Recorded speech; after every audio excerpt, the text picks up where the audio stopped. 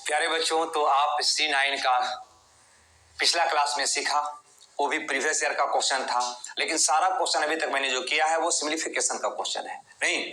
लेकिन आज हम कर रहे हैं कि इसका यूज जब कॉमर्शियल मैथ पर होगा तो कैसे होगा। मींस अगर एवरेज पर हो, परसेंटेज पे हो, simple interest, compound interest, time and back, time and distance, या कोई भी ये सब चैप्टर पे अगर हम इसका यूज करेंगे तो कैसे करेंगे। ठीक है, ऐसे तो हम प्रत्येक चैप्टर में इसके बारे में जानकारी हासिल करेंगे ही करेंगे, लेकिन अभी हम वर्तमान में इसका यूज कुछ खास क्वेश्चन पर जो प्रीवियस ईयर में आया हुआ क्वेश्चन है उस पे करते हैं और देखते हैं कि उस पे इसका यूज कैसे करेंगे। लेकिन यूज करने से पहले, है ना, चूंकि अभी आपका हम वो क्लास दिए नहीं है ना, लेकिन फिर भी यहाँ पे थोड़ा सा आप जानते भी होंगे, ध्यान दीजिएगा। कभी कभी क्वेश्चन ऐसा होता है कि 20% का वैल्यू है 500 रुपया।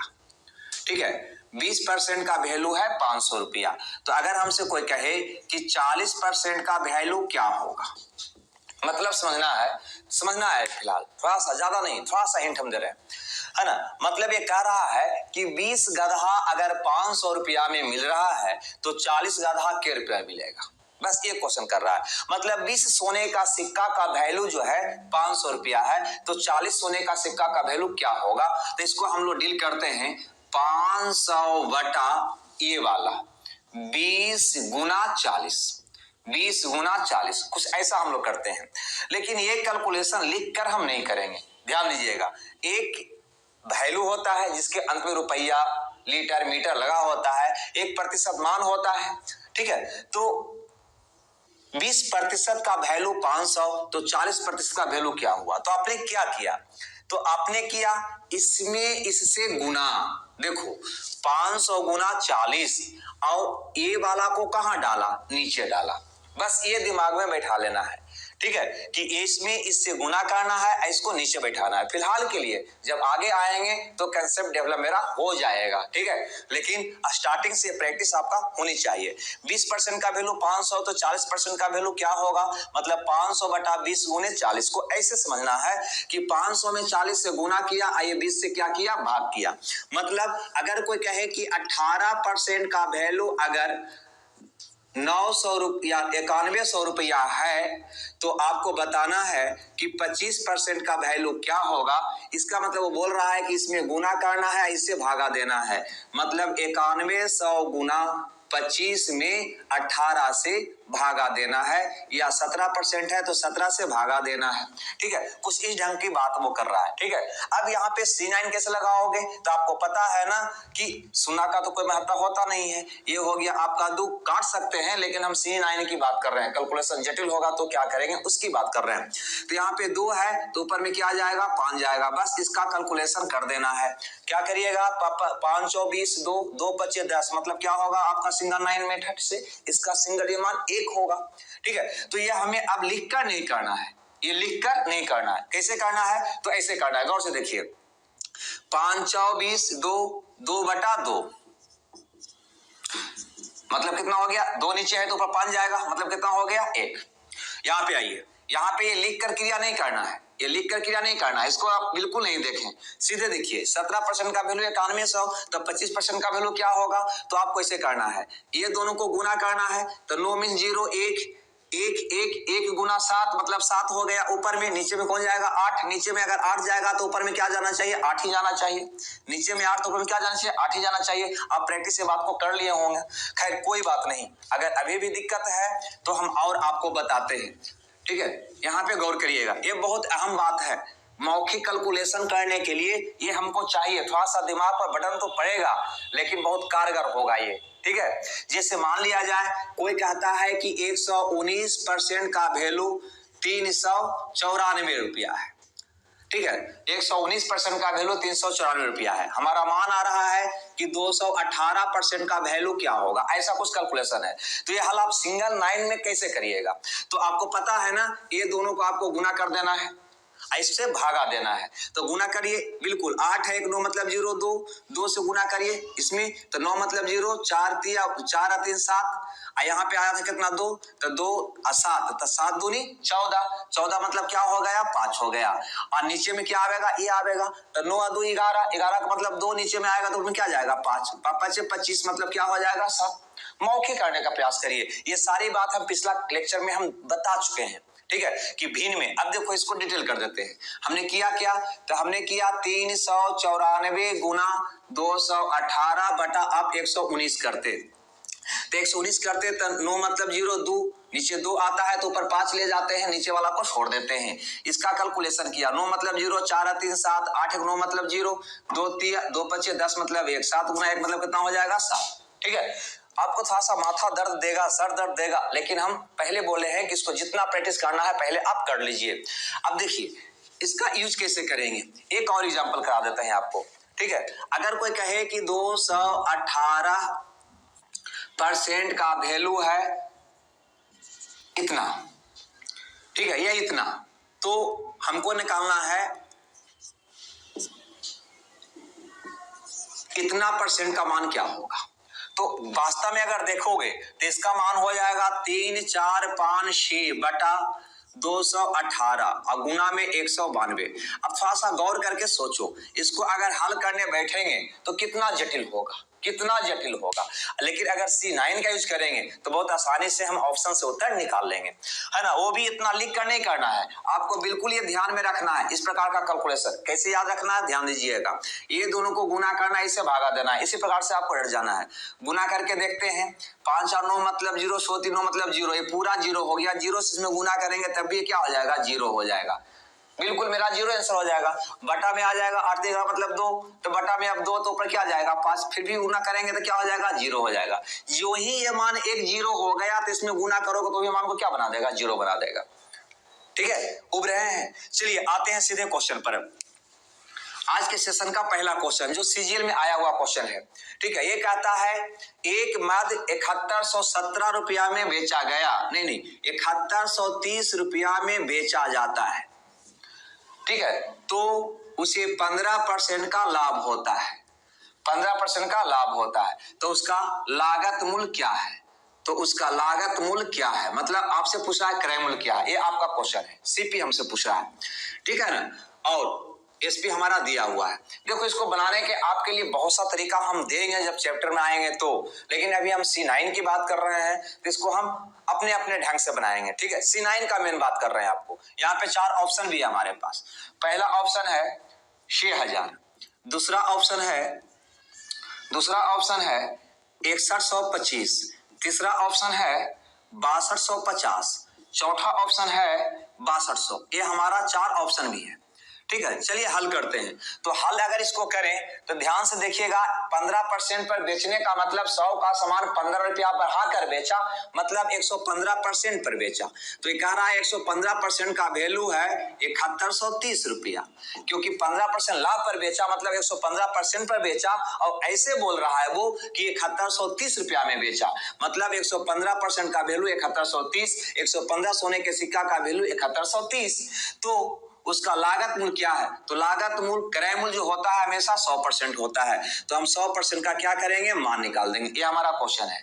क्या बताया थे आपको, ये दोनों को गुना करना है, ये दोनों को गुना करना है, तो 1 हो गया, यही रह जाएगा आपका। तो 7 1 8 और 3 11 मतलब 2, ऊपर में 2, नीचे में आएगा 5 और 2 7, तो नीचे 7 आया, ये बटा में जाएगा ना, तो नीचे 7 आया तो ऊपर क्या लेकर चाहिएगा 4, इसको हटा दीजिएगा 8, आपका रिजल्ट हुआ। देखिए 8 किसका आता है, ये नहीं आपका होगा। 7 2 मतलब 5, ये भी नहीं आपका होगा। 6 2 8 5 13 मतलब 4, ये भी आपका नहीं होगा। 6 और 2 8, आपका आंसर कौन होगा, ये होगा। और ये क्वेश्चन आपको एसएससी सीजीएल मेन 17 फरवरी 2017 का आया हुआ क्वेश्चन है, ठीक है। आप प्रीवियस ईयर में जाइएगा, 17 फरवरी का जो सीजीएल का एग्जाम हुआ था उसमें ढूंढिएगा, ये क्वेश्चन आपको मिल जाएगा। ओके, हम कोई क्वेश्चन जो भी क्वेश्चन उठाते हैं वो प्रीवियस का ही उठाते हैं, ठीक है। बनावटी क्वेश्चन से हमको नफरत है। ओके, चलिए आज के सेशन का नेक्स्ट क्वेश्चन को देखते हैं। ये नेक्स्ट क्वेश्चन क्या कहता है ना। ये देखो अभी तुमको थोड़ा सा हल्का सा दिक्कत ये लग रहा होगा, कैलकुलेशन सिर्फ हम सीख रहे हैं, मेथड की बात तो हम चैप्टर में करेंगे, है ना। तो बताएंगे तो बहुत ही आसान लगेगा, लेकिन हम यहाँ पे C9 की बात कर रहे हैं, मतलब सिर्फ जो कैलकुलेशन आ रहा है उस पर हम फोकस कर रहे हैं, ठीक है, कि कैसे हम इसका यूज करें और कैसे कैलकुलेशन को कम करें। कहता है किसी वस्तु का विक्रय मूल्य 816 रुपया है। विक्रय मूल्य मतलब एसपी बोल रहा है कि 816 रुपया है। ठीक है, यदि उस पर 15% छूट दिया जाता है, क्या किया जाता है, 15% छूट दिया जाता है। यदि उस पर 15 छूट दी जाती है, मतलब विक्रय मूल्य कब 816 होता है, जब उस पर 15% की छूट दिया जाता है। यदि 25% छूट दिया जाए, 25% छूट दिया जाए तो विक्रय मूल्य क्या होगा, ये हमारा क्वेश्चन है। कहता है कि जब 15% हम छूट देते हैं तब वस्तु का विक्रय मूल्य 816 रुपया हो जाता है। तो यदि हम 25% छूट देंगे तब विक्रय मूल्य क्या होगा। इसमें भी हमारा 4 ऑप्शन है, ए बी सी डी, और ये भी सीजीएल में आया हुआ क्वेश्चन है। ये है 750, ये है 720 और ये है 800 और अगला क्वेश्चन है 700। सबसे बड़ी बात है कि जो क्वेश्चन हम उठाए हैं वो सीजीएल 2017 का ही उठाए हैं। ऐसा नहीं है कि भिन्न सेशन का उठाए हैं, है ना। 2017 के मेंस में जो एग्जाम हुआ उसी का क्वेश्चन लाया है, ताकि आपको ये भी पता चले कि एक एग्जाम में कितना क्वेश्चन हम C9 से बना सकते हैं। ठीक है, बहुत ही क्वेश्चन को आप बना सकते हो, कम से कम 30 से 40% क्वेश्चन का C9 आप लगाकर उसको उत्तर निकाल सकते हो।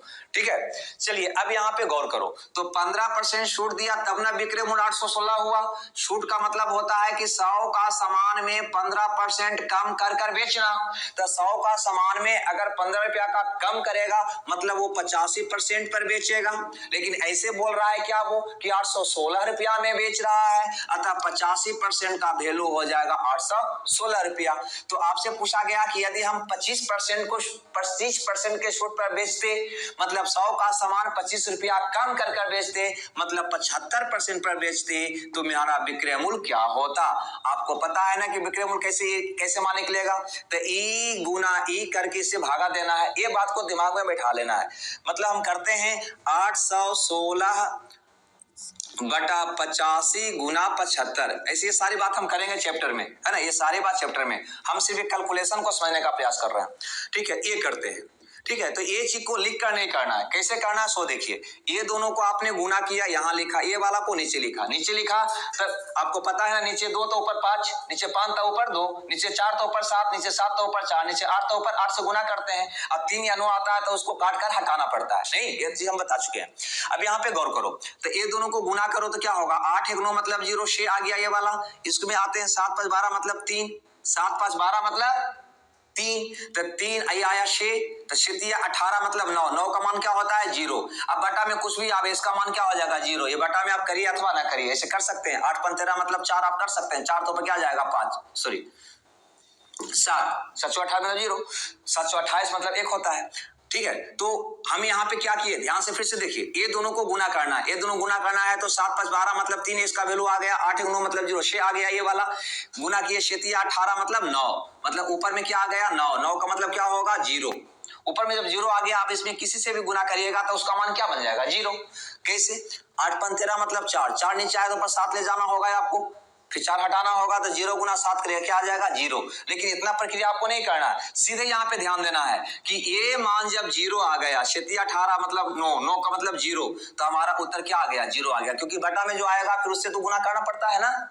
अतः हमारा मान 0 आ गया। देखा जाए 0 किसका है, तो हमें दिखाई दे रहा है 7 2 9 मतलब 0, क्योंकि ये मान है 3, ये मान है 8, ये मान है 7, नहीं ये नहीं ये नहीं ये, उत्तर होगा हमारा बी। ओके, हम थोड़ा सा फास्ट है, आपको थोड़ा सा इस टॉपिक को समझने में परेशानी हो रही होगी, हम पक्का हम इस बात को जान रहे हैं, इसलिए जान रहे हैं क्योंकि ये चीज हम आपको बताया नहीं है, इसके बारे में आपको हम समझाया नहीं है। हर एक चैप्टर का क्वेश्चन उठाया है, यहाँ पे हम सिर्फ एक कैलकुलेशन करने की हम बात कर रहे हैं। ये आगे आपको काम देगा, जब चैप्टर शुरू करेंगे तब बहुत मदद पहुंचाएगा। चलिए फिर भी आगे एक क्वेश्चन देखते हैं हम, सीआई से जुड़ा हुआ क्वेश्चन है, क्वेश्चन नंबर 30, सीआई का, चक्रवृद्धि ब्याज का। जैसा कि आप जानते होंगे कि चक्रवृद्धि ब्याज में कैलकुलेशन बहुत भास्ट होता है, नहीं, तो वही सीआई का क्वेश्चन भी, वो भी सीजीएल 2017 का ही क्वेश्चन है, क्वेश्चन नंबर 30। ये क्वेश्चन कहता है कि 10% प्रति वर्ष की दर से, 10% प्रति वर्ष वार्षिक ब्याज की दर से 3 वर्ष के पश्चात अर्जित सीआई आता है 2,29,790 रुपया। तो आपको बताना है मूलधन क्या है। अब देखिए इसका कंसेप्ट आपको हम नहीं दिए हैं, हम तो चूंकि यहाँ पे C9 के लिए हम यहाँ पे ये क्वेश्चन को लाए हैं कि यहाँ पर भी हम इसका यूज कर सकते हैं, किस ढंग से करेंगे हम ये बताना चाह रहे हैं। अब कह रहे हैं कि बार बार बात को क्यों बोल रहे हैं, क्योंकि हमको भय लग रहा है, डर लग रहा है। ये डर लग रहा है कि भला आपको लगे कि अब समझ में नहीं आ रहा है, तो वास्तव में नहीं समझ में आएगा भी। इसका कैलकुलेशन तो हम बताएंगे तब ना आएगा। हम ये पार्ट जो C9 की आ रहा है कैलकुलेशन वाला, वो आपको बताना चाह रहे हैं। चलिए अब यहाँ पे अगर CI हम निकालते हैं प्रतिशत रूप में तो ये आता है 33.1%। अभी कैसे आया हम नहीं बताएंगे, अभी जब क्लास में आएंगे तो वहां पे हम बताएंगे। ठीक है, मूलधन हमेशा होता है 100%। मूलधन हमेशा क्या होता है 100%। प्रश्न क्या है कि चक्रवृद्धि ब्याज इतना है और प्रतिशत में निकल रहा है तो 33.1% निकल रहा है, तो हम कहेंगे कि 33.1% का वैल्यू है 29,790। तो मूलधन क्या है, मतलब 100% का मान हमसे पूछा गया है। हम ये चीज को समझा रहे हैं। ये चीज तो मतलब ऑलरेडी ये सारे पार्ट जो है हम जब CI में आएंगे वहां पे सुनेंगे। यहाँ पे जो आपको बताना चाह रहे हैं कैलकुलेशन वाली पार्ट, इस पहला ऑप्शन दिया है 90,000, दूसरा ऑप्शन हमारे पास है 1 लाख, तीसरा ऑप्शन हमारे पास है 80,000 और चौथा ऑप्शन भी दिया है 75,000। ओके, ये हमारा ऑप्शन है। अब हमको बनाना है। ये चीज आपको नहीं समझ आया है, इसको भूल जाइए, ये चीज को हम बताएंगे तो आपका क्लियर हो जाएगा। 1 सेकंड का ये काम था। अब यहाँ पे गौर करो, आपको करना क्या होगा, भाग कैसे निकालोगे, तो ये दोनों को गुना करोगे, यहाँ पे लिखोगे, गुना करके ऊपर में इसको गुना करके, ये दोनों गुना करके यहाँ पे, इसको कहाँ लिखोगे, नीचे में लिखोगे। तो पहले इसकी बात करते हैं, ठीक है, या इसकी भी कर सकते हैं नीचे में, कोई दिक्कत नहीं है। यहाँ पे करते हैं तो ये 1 है, 9 मतलब 0, 9 मतलब 0, 7 9 मतलब 0, ऊपर में क्या आ गया, 0 आ गया। अब सोचो नीचे कुछ भी आएगा, इसका हर से ऊपर गुना करोगे तो पूरा मान आपका क्या आ जाएगा, 0 ही तो आएगा। देख लो, इसको रखने की यहाँ पे कोई आवश्यकता भी नहीं है।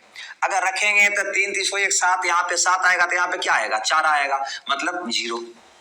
बस लगता गलती हुआ है क्या, 9 मतलब 0, 9 7 9 मतलब 0, ये हो गया पूरा, कितना हो गया, 0। ठीक है, 3 3 1 7 पूरा 0 हो जाएगा।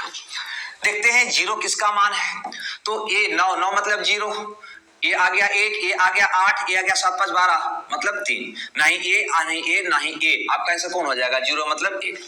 नहीं समझ में आया, बिल्कुल आया होगा। ये बात अगर नहीं समझ में आया है तो टेंशन मत लीजिए, इसकी चर्चा हम करेंगे चैप्टर में, तो ये भी है बिल्कुल बिल्कुल बिल्कुल, इससे भी आसान लगेगा ये, ठीक है, उसकी टेंशन आप नहीं लेना है, ठीक है। सारा टेंशन अब हम पे छोड़ दीजिए, है ना, हम सबों का टेंशन उठाने के लिए तैयार हैं। ओके, उब रहे हैं क्या, उबना नहीं है, रम से सब्र से, देखिए पसीने पसीने हम हो रहे हैं, ठीक है, और ये पसीना का फल हमें मिलना चाहिए, ठीक है। हमारा मंजिल है, हमारा टारगेट है, हमारा एम है सिर्फ और सिर्फ जॉब, तो फिर जॉब हमको मिलना चाहिए। अगर जॉब में 1 सीट आता है तो वो सिर्फ मेरे लिए होना चाहिए, बस ये दिमाग में पलना चाहिए। सपना देखना सीखो, ठीक है, हमें सपना देखना सीखना है, ठीक है। जब सपना देखने लग जाएंगे तो स्वाभाविक है सपना पाने का जरिया हमें मिलता चला जाएगा। अब यहाँ पे देखते हैं क्वेश्चन नंबर 30 के बाद अगला क्वेश्चन, क्वेश्चन नंबर 31 को, क्वेश्चन नंबर 31 को ये क्या कहता है, तो यहाँ पे क्वेश्चन नंबर 31 बोलता है, बिल्कुल ये भी चक्रवृद्धि ब्याज का ही क्वेश्चन है। कहता है 2 वर्षों में साधारण ब्याज की दर से मूलधन में 16% का वृद्धि होता है। ध्यान देना, 2 वर्षों में साधारण ब्याज की दर से मूलधन में 16% की वृद्धि होती है। ये हमारा क्वेश्चन है, ये सब सीजीएल का क्वेश्चन उठाए हैं, और ये लिटरेचर वाले क्वेश्चन तो हम बताएंगे ही जब चैप्टर में आएंगे तब, लेकिन हम C9 को हम पहले आपको किस प्रकार से आपको ये हम बताना चाह रहे हैं कि सारा क्वेश्चन में लगा सकते हैं, सिर्फ ये बताना चाह रहे हैं। कहता है 2 वर्ष में एसआई की दर से मूलधन में 16% की वृद्धि होती है। आपको बताना है कि उसी दर से ये जो ये दर है, उसी दर से 2 वर्षों में 2500 रुपया पर अर्जित सीआई क्या होगा, चक्रवृद्धि ब्याज क्या होगा। और इसके लिए यहां पर भी आपके बीच में 4 ऑप्शन है। पहला ऑप्शन यहां पे दिया है 4,000 रुपया, दूसरा ऑप्शन आपका दिया हुआ है 2160 रुपया, तीसरा ऑप्शन दिया हुआ है 2,000 रुपया और चौथा ऑप्शन दिया हुआ है 4160 रुपया। ठीक है, यहाँ पे एक पार्ट बहुत सारा विद्यार्थियों को समझ में नहीं आएगा, हो सके, क्योंकि वो चक्रवृद्धि ब्याज या साधारण ब्याज के बारे में नहीं पढ़े होंगे, हम नहीं पढ़ाए हैं अभी, है ना, क्योंकि वो तो सीक्वेंस में पढ़ना है, पहले रेशियो पढ़ना है, एवरेज पढ़ना है, ठीक है, इस ढंग से आगे बढ़ते जाना है, तब परसेंटेज आना है, सिंपल कंपाउंड की ओर बढ़ेंगे हम लोग, तब ये सारी बात सीखेंगे। लेकिन यहाँ पे हम कैलकुलेशन के लिए हम C9 की बात कर रहे हैं कि यहाँ पे हम C9 लगाएंगे तो कैसे लगाएंगे, तो गौर करो, चूंकि नहीं जानते यहाँ पे जान लीजिए, 2 वर्षों में SI में 16% का वृद्धि हुआ, इसका मतलब यही 16% इसका ब्याज हुआ, यही 16% इसका क्या हुआ, ब्याज हुआ, और वो भी के वर्ष का हुआ, 2 वर्ष का। अगर 2 वर्ष का ब्याज 16% हुआ तो 1 वर्ष का ब्याज कितना होगा, 2 वर्ष का ब्याज 16% तो 1 वर्ष का ब्याज कितना होगा, 8% होगा। तो यही 1 वर्ष का जो ब्याज होता है परसेंटेज में, वही कहलाता है रेट, मतलब ब्याज का दर कितना हो गया, 8%। अब आपका प्रश्न हो गया कि 8% की दर से 2 वर्ष का CI 2500 रुपया का क्या होगा, मतलब यहाँ पे आ जाएगा 2500 का इस जो CI होगा, है ना, वो होगा 8 दूनी 16 .64% होगा। अब कहो कि ये बात आप कैसे निकालें, तो देखो ये निकालने का एक तरीका होता है जिसके बारे में आपको हम बताएंगे, हम जैसे लिखे हैं वैसे आप भी लिख दीजिएगा, 8 64 8 दूनी 16 16.64%, है ना। लेकिन इसकी बात यहाँ पे नहीं करेंगे क्योंकि बहुत सारा क्वेश्चन हर एक चैप्टर से हमको कराना है, सिर्फ एक कैलकुलेशन करने के लिए, तो इसकी बात चैप्टर में हम करेंगे। चलिए, तो हो जाएगा इतना का इतना परसेंट चक्रवृद्धि ब्याज, मतलब 16.64% हो जाएगा। नहीं तो अब क्या करेंगे, तो परसेंट को तो भूल ही जाना है, दशमलव को तो भूल ही जाना है, पहले बता चुके हैं, मतलब दोनों को गुना कर लेना है। करके देखते हैं, यहाँ पे करते हैं तो 6 से 12 मतलब 3 7 1 8, ये हो गया 8, 5 और 2 7, 8 7 56 ऐसे लिखा जाता है, जोड़ो कहते 6 5 11, 11 मतलब 2, मतलब जिसका सिंगल डिजिट 2 आएगा वो आपका आंसर होगा।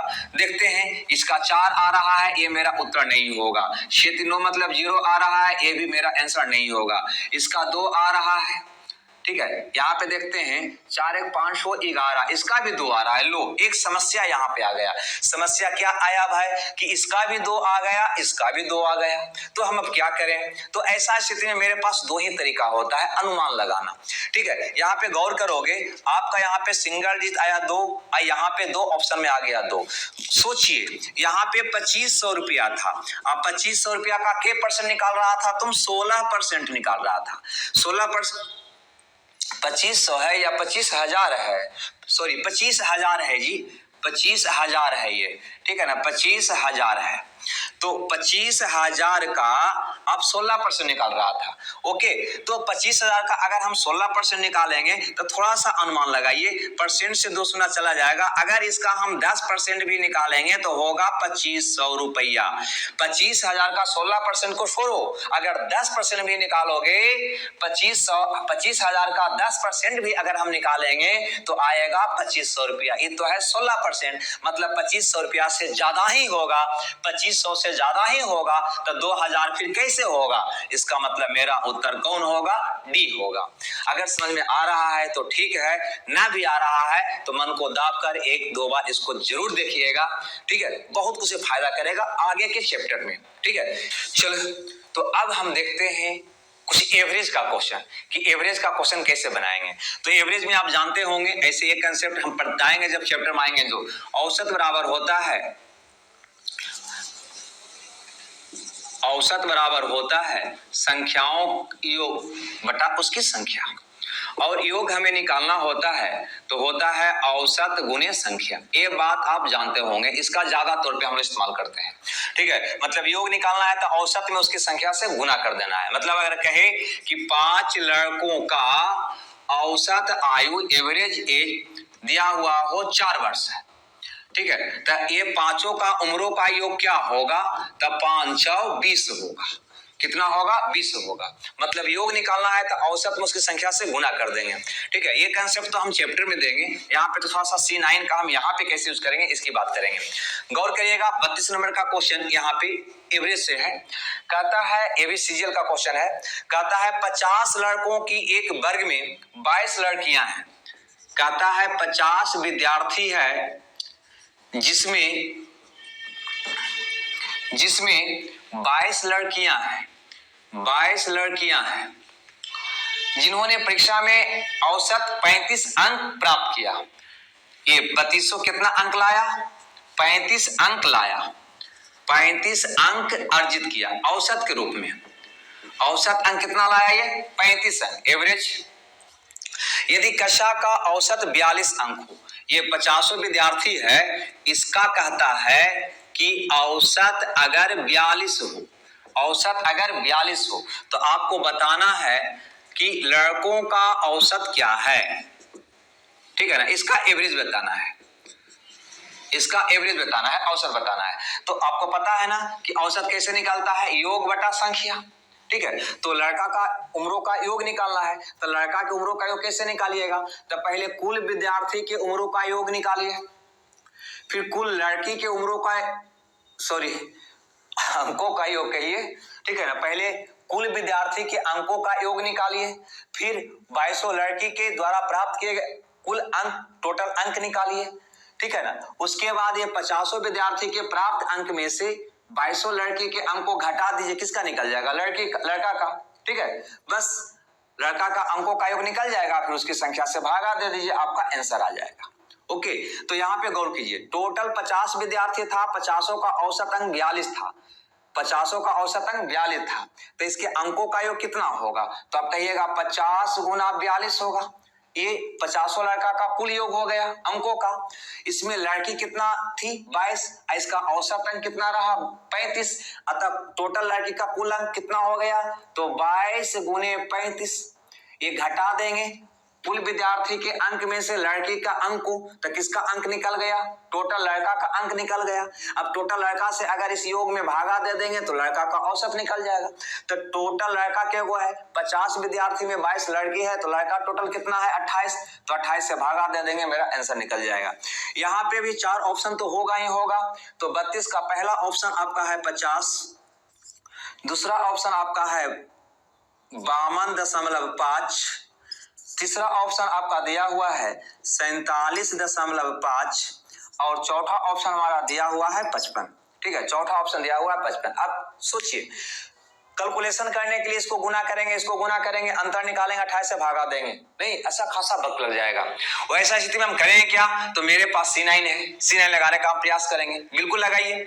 4 तो 6 5 30, मतलब क्या हो जाएगा ये 3, यहाँ पे चलिए 4 और 8, 8 4 32, 32 मतलब हो जाएगा 5, होगा या नहीं होगा, नीचे होगा 8 2 10, 10 का मतलब 1, 1 का से है तो कोई मतलब नहीं रहा 1 का, खाली ऊपर का कैलकुलेशन करना है।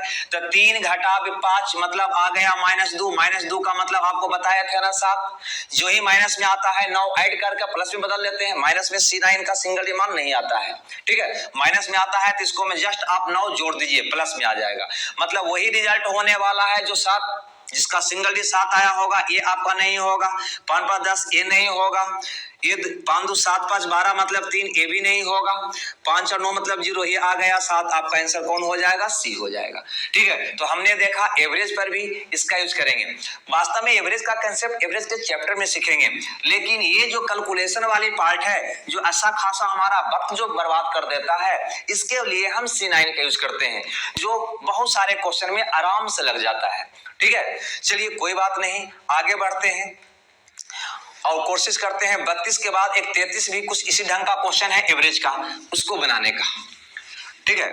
33 नंबर का क्वेश्चन जो आपके स्क्रीन पे है, ये कहता है 50 लड़कों का औसत वजन, 50 विद्यार्थी है, 50 विद्यार्थी है जिसका औसत वजन हमारा दिया हुआ है 48.6 kg। टोटल 50 विद्यार्थी है जिसका औसत वजन है 48.6 kg।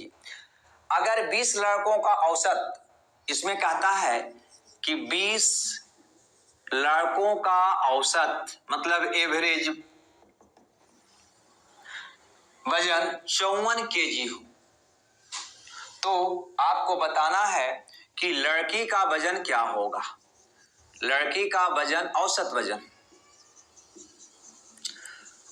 वजन क्या होगा, ठीक है। यहां पे भी आपका 4 ऑप्शन, पहला ऑप्शन है 40,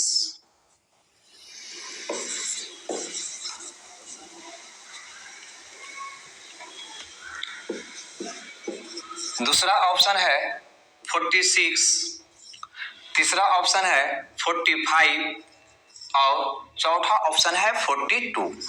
ओके, अब गौर करिएगा, स्टार्टिंग में थोड़ा फास्ट हो गए थे नहीं, ठीक है। अब यहाँ पे गौर करिएगा, हमको लड़की का औसत वजन निकालना है, ठीक है ना, लड़की का औसत वजन निकालना है।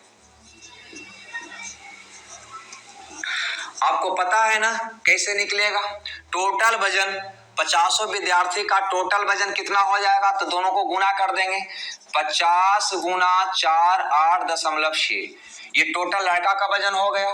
टोटल लड़का के वजन में से लड़की का टोटल वजन घटा देंगे, तो टोटल निकालने के लिए, योग निकालने के लिए औसत गुना संख्या करते हैं, तो कितना हो जाएगा 20 गुने 54, ठीक है। अब बटा में उसकी संख्या जाएगा, तो 50 को विद्यार्थी में से 20 को लड़का है, तो लड़की के गो बचा, 30 लड़की बचा, तो 30 से क्या कर देंगे, भागा दे देंगे, कहीं ना कहीं यही हमारा इसका एवरेज हो जाएगा लड़की का, ठीक है ना। अब इसके बाद कैलकुलेशन करेंगे, आपको बताया था कि कैलकुलेशन में हर में 3, 6 या 9 आए, तो यहाँ पे C9 का यूज हम नहीं करते हैं, ठीक है। C9 का डायरेक्ट यूज हम नहीं कर सकते हैं, पहले हर में से 3 को या 6 को या 9 को क्या करना होगा, घटाना होगा। तो 300 को घटाने के लिए 3 से ऊपर नीचे भागा देंगे, 9 रहेगा तो 9 को हटाने के लिए ऊपर नीचे 9 से भागा देने का प्रयास करेंगे। अगर हट जाता है तब तो ठीक है, और नहीं हटेगा तो हम समझ लेते हैं कि उसका मान असंता आएगा। अतः कैलकुलेशन के अलावा, है ना, वहां पे आपका दूसरा ऑप्शन नहीं बचता है। हाँ, बचता है, मल्टीपल कंसेप्ट आप लगा सकते हैं, जो आगे के चैप्टर में हम बताएंगे, लेकिन C9 हम वहां पे लगाकर हल नहीं कर सकते हैं। तो यहाँ पे 3 आ रहा है, 3 को हटाने के लिए यहाँ पे 3 से भागा देना होगा, तो 3 से अगर यहाँ भागा दीजिएगा तो 10 आ जाएगा, ऊपर में 3 से देखिए एक पार्ट है, एक पार्ट है, ऐसे भागा दीजिए, 3 से दीजिए, दशमलव तो देखना नहीं है, 16 तिया 48, 3 दूना 100 कट जाएगा ना, यहाँ पे 3 से 18 तिया 54, क्योंकि 3 से भागा दीजिएगा तो इसमें भी जाएगा, इसमें भी जाएगा, ठीक है। बस अब कैलकुलेशन आप कर दीजिए, इसका नीचे 1 आ गया, कोई मतलब नहीं, ऊपर चलिए, ऊपर चलते हैं, तो 6 2 8 1 9 9 मतलब 0, पूरा ये 0 हो गया, ये पूरा क्या हो गया, हमारा पार्ट 0 हो गया, 0 माइनस यहाँ आइए, 9 मतलब 0, ये भी 0 हो गया, 0 में से 0 गया 0। आप देख लीजिए 0 किसका सिंगल डिजिट आता है, देखने से पता चल रहा है कि 5 4 9, इसका मान 0 आ रहा है, अथवा आपका क्या हो जाएगा, आंसर हो जाएगा। चलिए, ये बात भी आपको समझ में आया होगा। अब बढ़ते हैं नेक्स्ट क्वेश्चन की ओर, जो कहीं न कहीं औसत चाल से जुड़ा हुआ है, यो कहें टाइम एंड डिस्टेंस से भी कर सकते हैं और एवरेज से भी कर सकते हैं, ठीक है। नेक्स्ट क्वेश्चन, ये नेक्स्ट क्वेश्चन जो आपका है, लगता है इसके पहले हम सीरियल नंबर गलत दे दिए थे क्या, चलिए कोई बात नहीं, चलेगा। तो नेक्स्ट क्वेश्चन यहाँ पे है कि पहले उसको समझ लीजिए, अगर कोई व्यक्ति 1 किलोमीटर प्रति घंटा की चाल से कोई निश्चित दूरी तक जाता हो और वहां से पुनः 22 किलोमीटर प्रति घंटा की चाल से वापस आता हो, तो याद रखिएगा औसत चाल बराबर हो जाता है 2xy बटा x प्लस y। ये बात आप याद रखिएगा, ऐसे ये सारी बात हम चैप्टर में करेंगे, इसका बनाने का कंसेप्ट भी देंगे, ये भी देंगे, ठीक है। लेकिन हम अभी कैलकुलेशन की बात कर रहे हैं, यहाँ पे भी वही क्वेश्चन कुछ उसी ढंग का है ना। ये कहता है कि एक जेट विमान है, जेट स्की 48 किलोमीटर प्रति घंटा की गति से ऊपर की ओर जाता है, चलो ऊपर जाए या इधर जाए कोई फर्क नहीं पड़ता है, कहता है 48 किलोमीटर प्रति घंटा की चाल से जाता है, अब पुनः माने ऊपर जाता है, अब पुनः ऊपर से वापस 80 किलोमीटर प्रति घंटा की चाल से आता है। डायरेक्शंस कोई मतलब नहीं है, चाहे ऐसे चले या ऊपर जाए या नीचे आवे, मतलब जितना दूरी जाता हो उतनी दूरी वापस आता हो। तो ऐसा स्थिति में बस इतना ही हम जानते हैं कि औसत चाल बराबर होता है 2xy बटा x प्लस y, मतलब 2 गुना 48 गुना 80 बटा 48 प्लस 80, ठीक है। अब इसको कैलकुलेशन करेंगे, लेकिन कैलकुलेशन से बचने के लिए हम क्या करेंगे, तो C9 लगाने का हम प्रयास करेंगे। लगता है इंक भी जवाब दे रहा है, ठीक है। इसका ऑप्शन पहला है 64, दूसरा ऑप्शन है 62, तीसरा ऑप्शन है 66, चौथा ऑप्शन है 60। चलिए कैसे बनाइएगा, तो पहला तरीका है कि इसका कैलकुलेशन करके हम बना सकते हैं, लेकिन अच्छा खासा वक्त खा जाएगा, अतः कुछ नहीं, C9 लगा दीजिए। 8 4 12, 12 मतलब 3, 3 8 11, 11 मतलब 2, अगर नीचे 2 आता है तो सीधे ऊपर किससे गुना कर देते हैं, 5 से, ये बात आपको याद है। अब फिर इसको क्या करते हैं, आप भूल जाते हैं। चलिए ऊपर का क्रिया आप कर सकते हैं आप नहीं, सबको गुना करना है तो 8 4 12 मतलब 3 हो गया ये, तो 3 दूनी 6, 6 8 48, 48 ऐसे लिखा जाता है, 48 का मतलब 12, 12 मतलब 3, 3 5 15, 15 मतलब 6, जिसका 6 आएगा वही आपका उत्तर होगा। सिर्फ और सिर्फ डी का आपका सिंगल डिजिट 6 आ रहा है, अतः डी आपका आंसर हो जाएगा। मतलब हम आज के क्लास में यही सीखा कि कैलकुलेशन को कम हम कैसे करें। विधि की बात मत करिएगा, विधि नहीं समझ में आया हमें कोई टेंशन नहीं है, क्योंकि विधि को जब हम शुरुआत से नहीं बताएंगे तो आपको सारी बात समझ में नहीं आएगा। अतः ये मत समझिएगा कि ये बहुत हार्ड टॉपिक हम पढ़ रहे हैं, नहीं, सारा टॉपिक आसान है, लेकिन हम सिर्फ एक कैलकुलेशन को समझाने के लिए हम यहाँ पे C9 को यूज कैसे करें इसको बताने के लिए हम यहाँ पे इस सारे क्वेश्चन को लाए थे, ताकि आप आगे भी सारे चैप्टर के क्वेश्चन में इसका यूज कर सकें। ठीक है, तो अगर थोड़ा बहुत दिक्कत हुआ हो तो एक बार और, 2 बार और, जितना बार हो सके उतना बार इसको पहले आप देख ले और 100% क्लियर कर ले। मतलब मौखिक जब तक देखकर सिंगल डिजिट जब तक आपसे नहीं निकलता है, जब तक इसको देखते जाएं। ठीक है, जब तक इसको देखना है, जब तक कि मौखिक बिना लिखे हुए इसका सिंगल डिजिट मान निकालने में आपको सक्षम नहीं हो जाते हैं, जब तक इसको प्रैक्टिस करते रहना है। और मिलते हैं नेक्स्ट क्लास में, जब तक के लिए मेरे तरफ से ढेर सारी शुभकामनाएं, ऑल द बेस्ट। ढेर सारी शुभकामनाएं, ऑल द बेस्ट।